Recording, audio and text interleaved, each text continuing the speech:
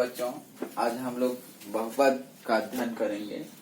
वैसे बहुपद से आप लोग पूर्व से परिचित हैं, कक्षा 9 में पढ़े हैं, लेकिन एक बार फिर भी चर्चा कर लेते हैं बहुपद होता क्या है। तो बहुपद ऐसा बीजी व्यंजक है जिसमें चर राशि का घात पूर्ण संख्या रहता है, वही क्या कहलाएगा, बहुपद कहलाएगा। तो बहुपद की परिभाषा में दो चीज आया है, एक है बीजी व्यंजक और दूसरा है पूर्ण संख्या। तो पूर्ण संख्या देखते हैं हम लोग। पूर्ण संख्या क्या होता है? 0 से प्रारंभ होता है, 0 1 2 3 ये अनंत तक। अब देखते हैं बीजी व्यंजक। तो बीजी व्यंजक को समझने से पूर्व हमको चर राशि और अचर राशि को समझना पड़ेगा। तो पहले देखते हैं चर राशि।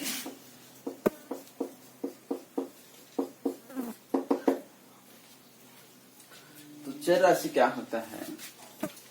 जो अज्ञात संख्या रहता है उसके बदले में प्रयोग की जाने वाली अक्षर संख्या को हम लोग चर राशि कहते हैं।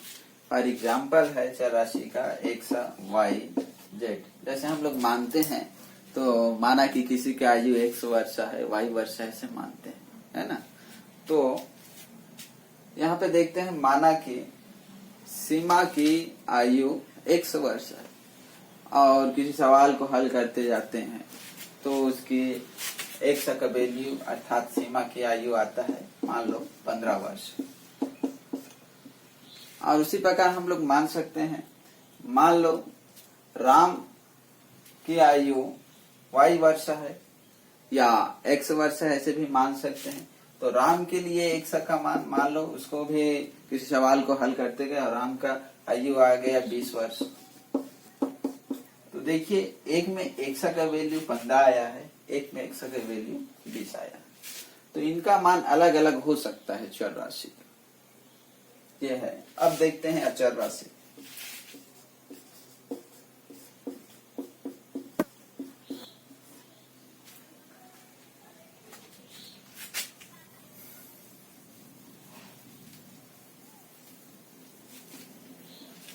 अचर राशि होता क्या है?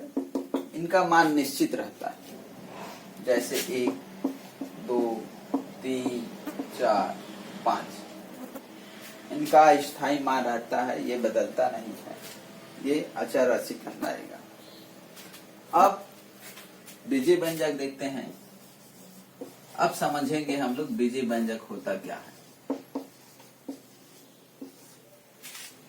जब ये चर राशि और अचर राशि रहता है, उसके योगफल, गुणनफल या अंतर या भागफल होता है, तब बीजी व्यंजक बनता है। जैसे ये x है और +2 है।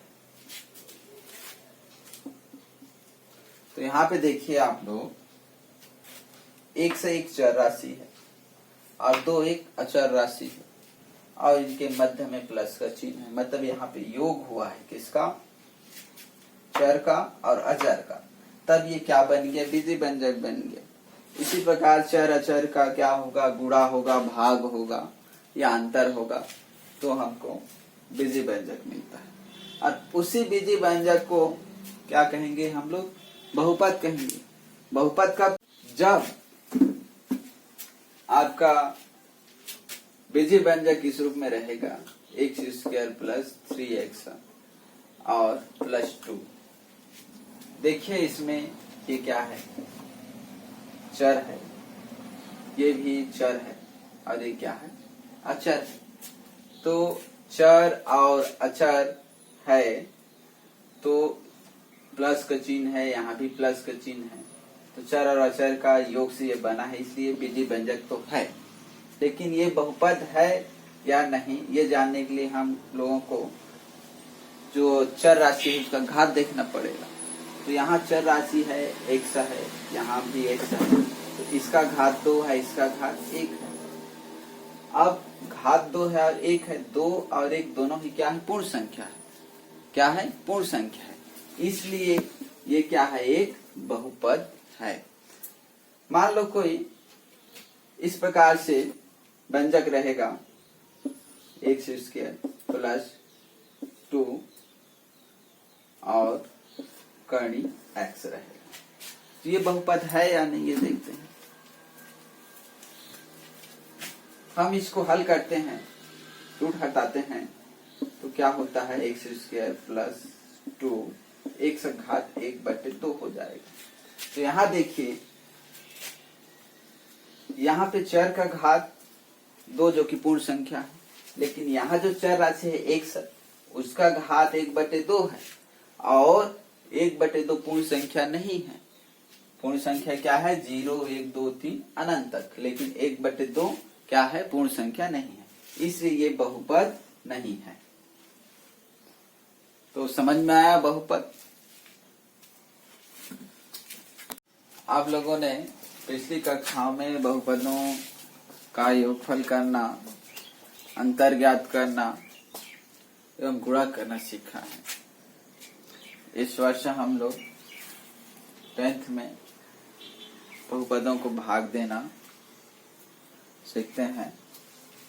तो यहाँ प्रश्नावली 1 का प्रश्न है, बहुपद x square minus x plus 1 को बहुपद x प्लस 1 से भाग देकर भागफल एवं शेषफल ज्ञात करना। तो यहाँ एक बहुपद है, चूंकि ये x का फलन है इसलिए इसको इस प्रकार से लिख लेते हैं।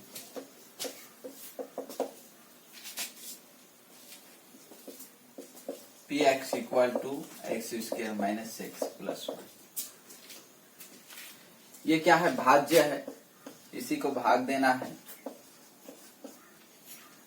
और एक और बहुपद है x प्लस 1, इससे भाग देना है। तो ये क्या होगा? भाजक होगा। ये भी x का एक फलन है, इसलिए इसको इस प्रकार से लिख सकते हैं cube x equal to x plus 1। ये क्या है? भाजक है। चलिए लिखते हैं इसको। भाज्य आपका है x square minus x plus 1 है, इसको भाग देना है भाजक किससे? एक्स प्लस 1 से। तो भाग देने का अर्थ होता है बांटना, घटाना, कटाना। तो इसका पहला पद एक्स स्क्वायर है, तो हमारा उद्देश्य होना चाहिए एक्स स्क्वायर को कटाना। तो पहले तो हम किससे भाग दे रहे हैं? एक्स प्लस 1 से भाग दे रहे हैं, इसलिए ये सोचना होगा हमको कि इसमें किसका गुणा करें कि जो भाज्य है उसका प्रथम पद प्राप्त हो जाए, ये सोचना है हमको। तो इसके लिए क्या करते हैं हम लोग? जो भाज्य का प्रथम पद है एक्स स्क्वायर, उसको भाजक के प्रथम पद एक्स से भाग देते हैं। तो यहाँ भाग देकर देख लेते हैं, ये क्या है? X square. एक्स स्क्वायर को किससे भाग देंगे? एक्स से भाग देते हैं, तो घात क्या होता है? घटता है। तो क्या हो जाएगा? एक्स घात यहाँ पे 2 है और इसका घात क्या है? 1 है, तो 1 क्या हो जाएगा? घट जाएगा। तो क्या होगा? एक्स घात 1 बराबर एक्स। अब एक्स का भाज्य के साथ गुणा करेंगे तो प्रथम पद जो है एक्स स्क्वायर वो प्राप्त हो जाएगा हमको। तो यहाँ पे एक्स को लिख लेते हैं, गुणा करते हैं भाजक में एक्स का, एक्स प्लस 1 है, चलिए गुणा कर देते हैं। एक्स और एक्स का गुणा होगा, गुणा करते हैं तो क्या होता है? घात जुड़ता है, इसका घात 1 है, इसका भी घात 1 है, गुणा करेंगे तो क्या हो जाएगा? एक्स घात 2। अब एक्स का गुणा 1 के साथ करेंगे तो क्या होगा? एक्स।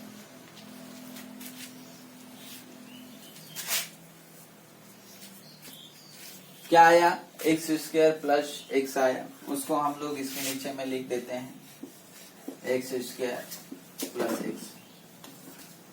अब क्या करना होगा? घटाना होगा। घटाएंगे तब क्या होता है? चिन्ह बदलता है, नीचे का प्लस रहता है वो माइनस हो जाता है, माइनस रहता है वो प्लस हो जाता है। तो यहाँ कौन सा चिन्ह है? प्लस है, प्लस है क्या हो जाएगा? माइनस। यहाँ कुछ नहीं है, मतलब कौन सा चिन्ह है? प्लस। प्लस है तो क्या होगा? माइनस होगा। चलिए अब बहुपदों का जोड़ना और घटाने का नियम आप लोग जानते हैं। समान चिन्ह रहता है तो हमेशा जुड़ता है और अलग अलग चिन्ह रहता है तो घटता है। तो यहाँ पे देखते हैं माइनस है, यहाँ पे माइनस है, ये समान चिन्ह है माइनस माइनस, तो समान चिन्ह है तो क्या होगा, जुड़ेगा। तो यहाँ क्या है, एक है, यहाँ एक है, तो एक एक मिलके 2 होगा, x का x। अब चिन्ह समान चिन्ह को ही लिखा जाता है, माइनस है तो माइनस आएगा। अब यहाँ देखिए, यहाँ प्लस है, यहाँ माइनस है, अलग अलग चिन्ह है, तो अलग अलग चिन्ह है तो घटेगा, है ना। तो यहाँ क्या है, एक है, यहाँ भी क्या है, एक है, कुछ नहीं है, तो एक में एक घटेगा तो क्या आएगा, 0। अब क्या करते हैं, इस पद को यहाँ पे लिख लेते हैं +1। अब हमारा उद्देश्य ये होना चाहिए, इसका प्रथम पद है -2x, तो -2x प्राप्त करना।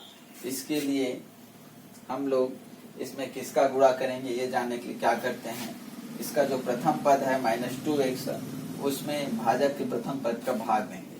तो यहाँ पे लिख लेते हैं, भाग देकर देखते हैं। -2x में किसका भाग देंगे, x का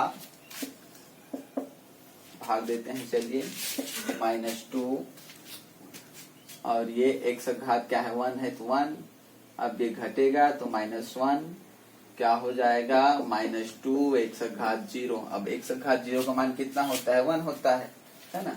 तब क्या हो जाएगा, -2 1 गुणा होगा तो क्या होगा, -2। कितना आया, -2। तब -2 का इस भाजक के साथ गुणा करने पे इसका प्रथम पद प्राप्त होगा हम लोगों को। तो -2 को यहाँ पे लिख लेते हैं। अब क्या करते हैं, इसके साथ गुणा कर देते हैं -2 का। तो -2 का x + 1 के साथ गुणा करेंगे। चलिए गुणा करते हैं। तो -2 का इसके साथ गुणा होगा, तो यहाँ क्या है, +1 है, कुछ नहीं है, मतलब +1 है, तो माइनस और प्लस के पहले गुणा होगा तो माइनस आ जाएगा, और 2 का 1 के साथ गुणा होगा तो 2 × 2 और x है तो x। अब -2 का +1 के साथ गुणा करते हैं, पहले चिन्हों का गुणा कर लेते हैं। माइनस और प्लस का गुणा होगा तो माइनस और प्लस का गुणा होगा, तब क्या होगा, आपका माइनस होगा, और 2 × 2 क्या आया, -2x -2 आया। चलिए उसको इसके नीचे लिखते हैं, -2x और -2। अब क्या करेंगे, घटाएंगे तब क्या होता है, नीचे का चिन्ह बदलता है। ये माइनस है वो क्या होगा, प्लस, ये माइनस है ये क्या हो जाएगा, प्लस। अब चलिए जुड़ेगा कि घटेगा, वो तो चिन्हों के हिसाब से होता है ना। देखते हैं, यहाँ प्लस चिन्ह है, यहाँ प्लस चिन्ह है, प्लस प्लस समान चिन्ह है, समान चिन्ह है तो जुड़ेगा, तो 1 में 2 जुड़ेगा तो क्या आएगा, 3 हो जाएगा, है ना। और चिन्ह क्या लिखेंगे, प्लस लिखेंगे, क्योंकि प्लस है तो दोनों। अब यहाँ देखिए, ये माइनस है ये प्लस है, दोनों अलग अलग चिन्ह है, तो अलग अलग चिन्ह है तो घटेगा।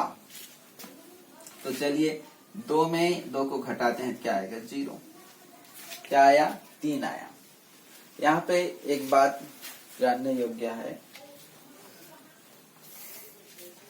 हमको भाग तब तक देना है जब तक कि शेष फल में जो चर रहेगा उसका घात जो है भाजक के घात से कम ना हो जाए। यहाँ पे देखिए, यहाँ कुछ नहीं है चर, मतलब x है, और उस x का घात कितना है, 0 है। उस x का घात कितना है, 0 है, तो इसमें चर का घात क्या हो गया, 0।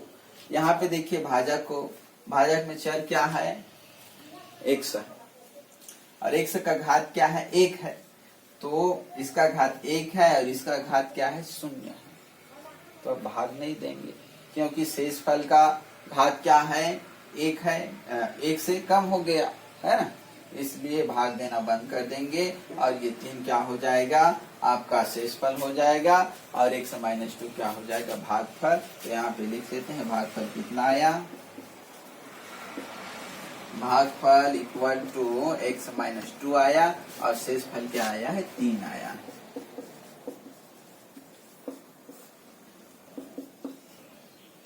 ये है हम लोगों का आंसर। इस प्रकार से हम लोग बहुपद का भाग कर सकते हैं। अपने ज्ञान को विस्तार देने के लिए आप लोग हमारे चैनल को लाइक कीजिए, शेयर कीजिए, सब्सक्राइब कीजिए। एवं साथ ही विषय से संबंधित कोई समस्या हो उसको हमारे कमेंट बॉक्स में जाकर कमेंट कीजिए, हम जवाब देंगे। धन्यवाद।